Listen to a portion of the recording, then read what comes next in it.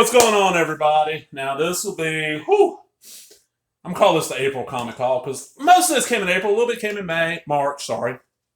I know it's a little late in April. I just haven't been buying as many comics this month. I'm going to go start off here. This is Tales from the Tomb, number 5, from Gwendolyn Comics. This is, let me tell you about that. When Eerie Publications hit the scene in the mid-1960s, they hit upon an interesting idea for writing their horror stories. They just wouldn't do it. White paper writers, they apparently thought, when there are so many great horror stories already out there. So Eerie took stories already in print, mostly from the 1950s, and gave them artists to redraw.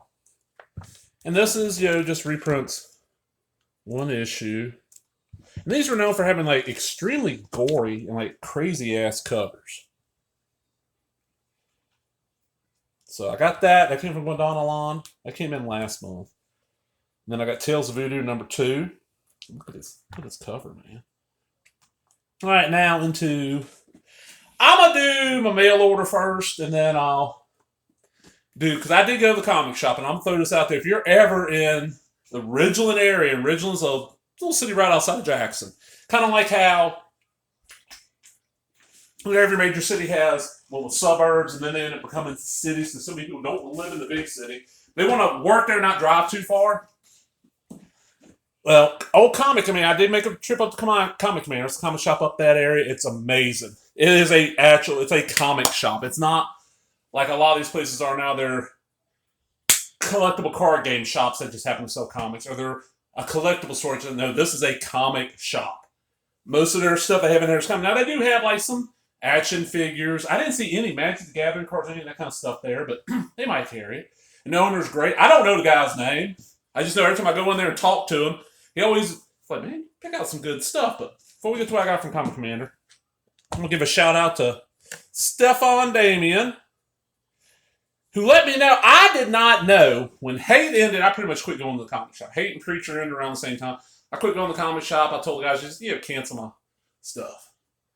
And I didn't know the Hate Annuals were coming out. And I can go out and buy them. But I found this collection. This collects all the Buddy Bradley stuff from the Hate Annuals.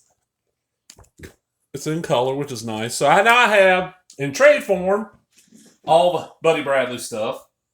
And I'm going to work on getting that big box set. But what did I pick up at Comic Commander?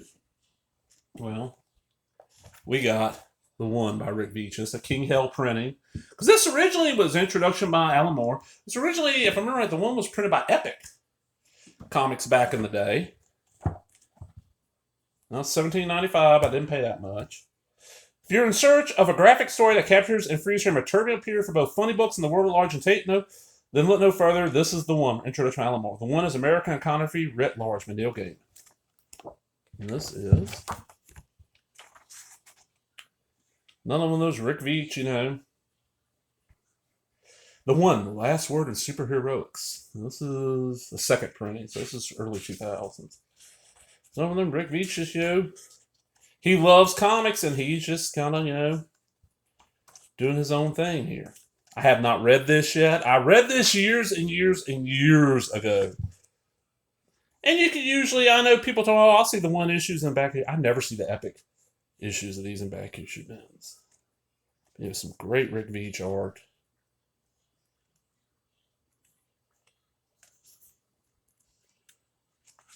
I picked that up. And that was the first. I was on the top of the set, and I was like, "Ooh, good choice." And then I think I did one on. I did one. Was it last year? It was the top 10 comic trades I bought in 2020. I never read, and I've had the first Treasure of Paradise trade, which is just the first series, which was 5-6 issues, and I really enjoyed it. So when I found this this is that first series, the second one, and then a good chunk of the third series for $18.